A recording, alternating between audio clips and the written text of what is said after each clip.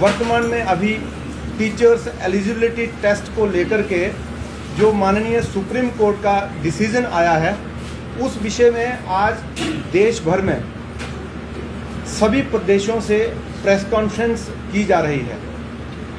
इस विषय में अखिल भारतीय राष्ट्रीय शैक्षिक महासंघ ये कहना चाहता है कि सुप्रीम कोर्ट का जो डिसीजन है वो राइट टू एजुकेशन एक्ट 2010 के अनुसार लिया गया है। उस डिसीजन में ये कहा गया है कि टीचर्स एलिजिबिलिटी टेस्ट जो है वो सबके लिए अनिवार्य है। अदरवाइज टीचर्स जो है वो इसके बाद उनको या तो रिटायर कर दिया जाएगा या तो वो नौकरी से हाथ धोना पड़ेगा। इसमें अखिल भारतीय राष्ट्रीय शैक्षिक महासंघ ये कहना चाहता है कि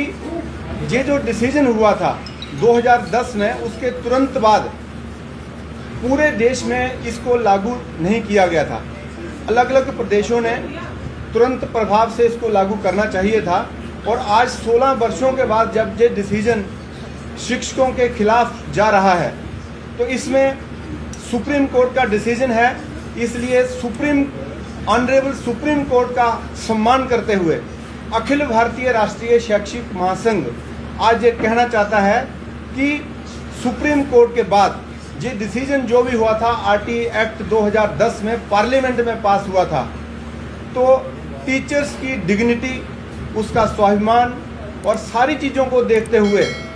हम भारत सरकार से, भारत के यशस्वी प्रधानमंत्री जी से निवेदन करते हैं कि वो पार्लियामेंट में इस कानून का संशोधन करके शिक्षकों के पक्ष में अपना वो विचार रखे। जम्मू कश्मीर के संदर्भ में ये कहना चाहता हूँ कि 2010 के बाद लगातार स्टेट गवर्नमेंट ने टीचर्स की अपॉइंटमेंट्स की है, और वो स्टेट की जो एलिजिबिलिटी थी उसके हिसाब से की है। हम जम्मू कश्मीर सरकार से भी जो है आग्रह करना चाहते हैं कि चाहे वो केंद्र सरकार के साथ मिलकर के या जम्मू कश्मीर सरकार को जैसा भी लगता है वो सभी टीचर्स के पक्ष में फैसला ले और आने वाले समय में कोई व्यवस्था करे। अखिल भारतीय राष्ट्रीय शैक्षिक महासंघ ये बात कहना चाहता है कि शिक्षा की गुणवत्ता के लिए वो कंप्रोमाइज़ नहीं करेगा। वो टीचर्स एलिजिबिलिटी टेस्ट के लिए सहमत है, जो भी सरकार ने व्यवस्था की है, लेकिन टीचर्स एलिजिबिलिटी टेस्ट किसको देना है ये सरकार तय करे। और तीसरी बात मैं कहना चाहता हूँ कि ये जो शिक्षकों के खिलाफ समाज और देश के अंदर इस प्रकार के अलग अलग कानून या फिर इस प्रकार की चीज़ें जो आ रही हैं, उससे भारत का शिक्षक जो है उसको गुरु की पद्धति जो है वो प्राचीन काल से ही दी गई है। इसलिए भारत के शिक्षक का स्वाभिमान गिरना नहीं चाहिए।